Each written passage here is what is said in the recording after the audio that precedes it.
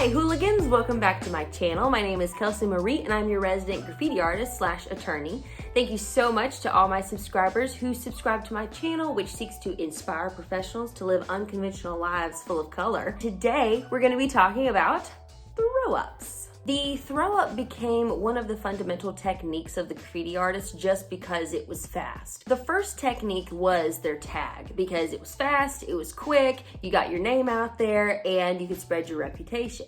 But then it started growing until finally it became this bubble style type throw up. So it's normally two colors, which is why some of them are called dubs because it's just double color.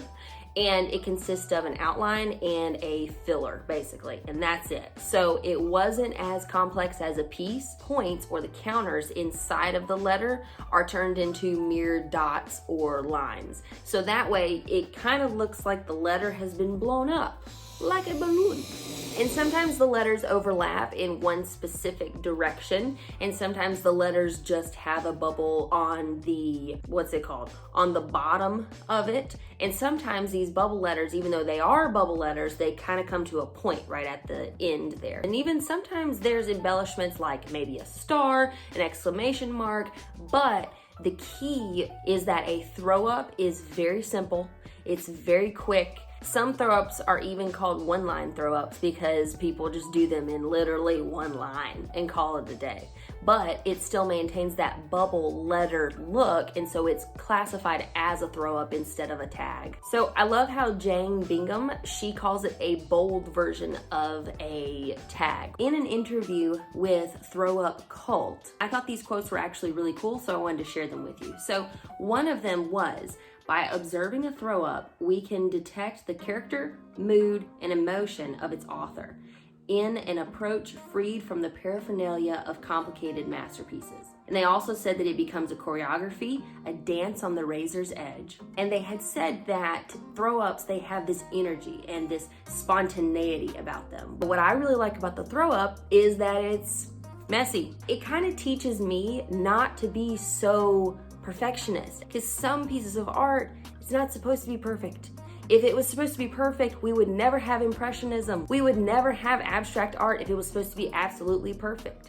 So I really like this idea that there's energy to it, that there's spontaneity to it. It's a dance. It's not linear. It's just wild. Also, I found an article that I thought was very interesting. It looked to be a law review article, but it's called Criminal But Beautiful by Gabri Vanderveen and Gwen Van Eek.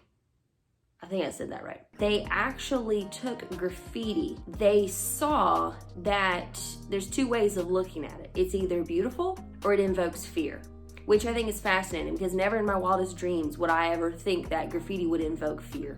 But they had a really good point because some graffiti invokes fear because of gang violence. The article actually went through different types of graffiti and they polled people to see which type of graffiti invoked the most fear. And so on the list was, of course, gang-related graffiti was number one, that invokes fear. But then you move to tags, which was not as much, but still sort of fearful.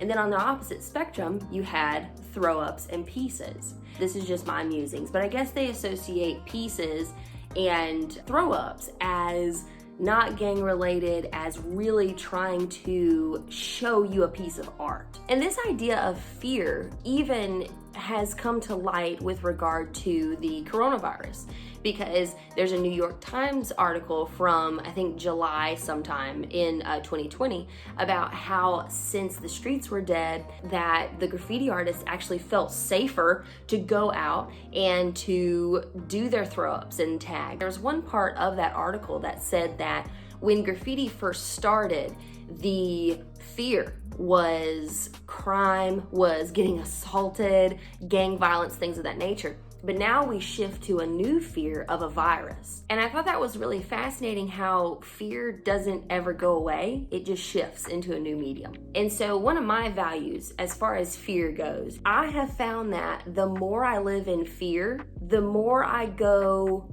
crazy. And there's some things in life that you just can't guard against. As I'm recording this right now, a large sinkhole could just open up right below me and I could just fall to the abyss and not even die. I could just like live down there like a mole person. I can't take control of if the earth is gonna open up, you know, underneath me. I can't take control of who might hit me on the road. Like, my belief is I have got a God who is good. What that doesn't mean is that I believe that I'm gonna be safe my entire life. Whatever type of suffering may come my way, that it will be a good type of suffering. It needed to take place in order for something good to happen to someone else, or according to his will. For example, last night I was just leisurely walking around the neighborhood with Remy, enjoying my life, and lo and behold, some stupid gnat comes and like lands directly like in my eyeball.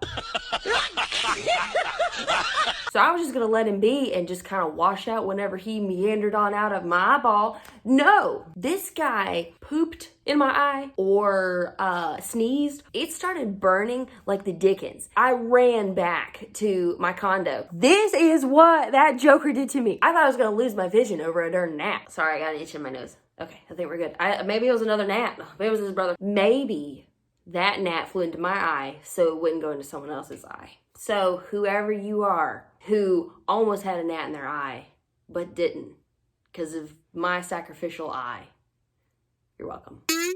Of course, I make sure that I give Remy his heartworm medication and I make sure that I have a spare tire, but there's only so much I can guard against. It's sort of freeing where you just kind of let go and give in to the goodness of God. And even if it wasn't fine, I believe in a God who's good. It might be suffering, but not all suffering is bad. That's my 2 cents on fear. So if you guys liked this video, like, subscribe, comment. Don't like, don't subscribe, don't comment, but make sure not to live in fear.